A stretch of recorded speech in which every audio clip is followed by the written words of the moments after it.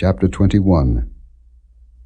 And when King Arad the Canaanite, which dwelt in the south, heard tell that Israel came by the way of the spies, then he fought against Israel, and took some of them prisoners. And Israel vowed a vow unto the Lord, and said, If thou wilt indeed deliver this people into my hand, then I will utterly destroy their cities. And the Lord hearkened to the voice of Israel, and delivered up the Canaanites, and they utterly destroyed them and their cities, and he called the name of the place Hormah.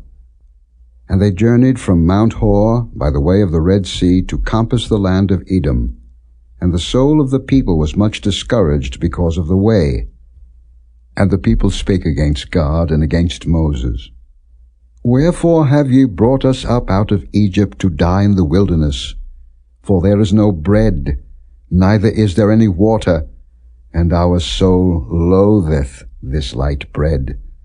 And the Lord sent fiery serpents among the people, and they bit the people, and much people of Israel died.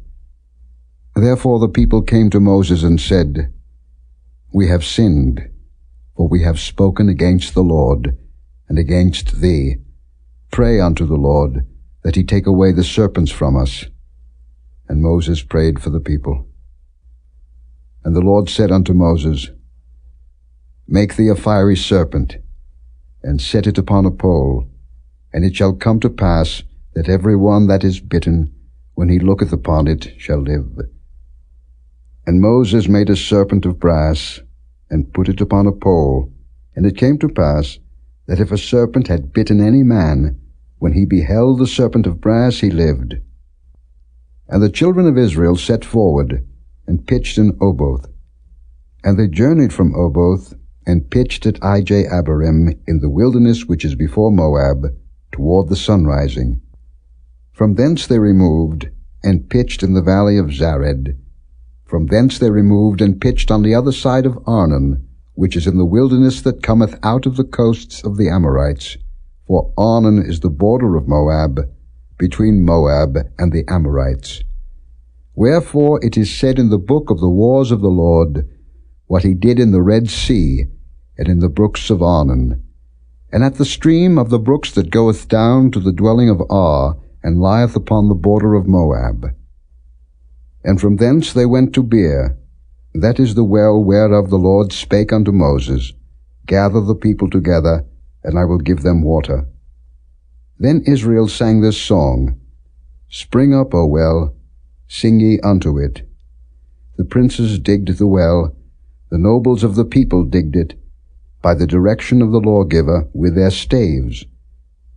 And from the wilderness they went to Mattanah, and from Mattanah to Nahaliel, and from Nahaliel to Bamoth, and from Bamoth in the valley that is in the country of Moab, to the top of Pisgah, which looketh toward Jeshimon.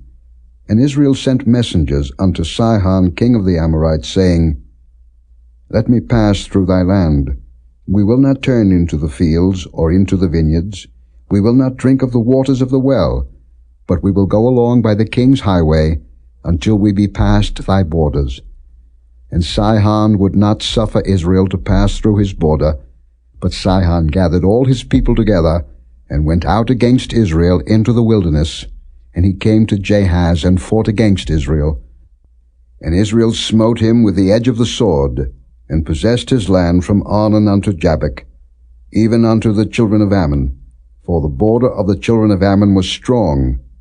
And Israel took all these cities, and Israel dwelt in all the cities of the Amorites, in Heshbon, and in all the villages thereof. For Heshbon was the city of Sihon the king of the Amorites, who had fought against the former king of Moab, and taken all his land out of his hand, even unto Arnon.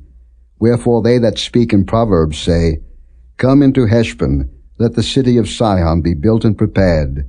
For there is a fire gone out of Heshbon, a flame from the city of Sion. It hath consumed Ar of Moab, and the lords of the high places of Arnon. Woe to thee, Moab! Thou art undone, O people of Chemosh.